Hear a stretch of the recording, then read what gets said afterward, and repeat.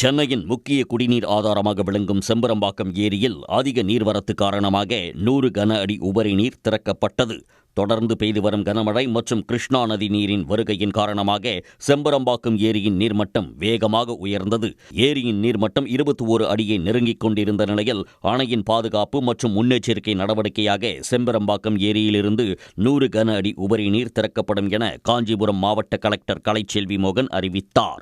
அதன் அடிப்படையில் ஏரியில் உள்ள 5 கண்மதையின் 3வது ஷட்டர் வழியாக 100 கன அடி உபரி நீரானது திறந்துவிடப்பட்டது.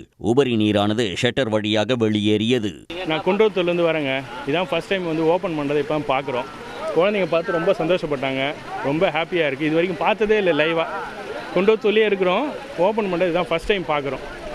இது ஏற்கனவே 2015 வெள்ளம் வந்தது, அது பெரும் பாதிப்பு எங்களுக்கு ஏற்பட்டுச்சு. இதுவும் அதுமாதிரி வராமல் இருந்தால் ரொம்ப நல்லாயிருக்கும். காவலாம் நல்லா போயிட்டுருக்கு, இப்போ நல்லா கிளியராக இருக்குது, ரொம்ப சுத்தமாக பண்ணியிருக்காங்க. ஸோ நல்லா இந்த வாட்டி எதுவும் ஆகாதுன்னு நினைக்கிறோம். திறக்கப்படும் உபரி நீரை அப்பகுதி மக்கள் ஆர்வமுடன் கண்டு ரசித்தனர்.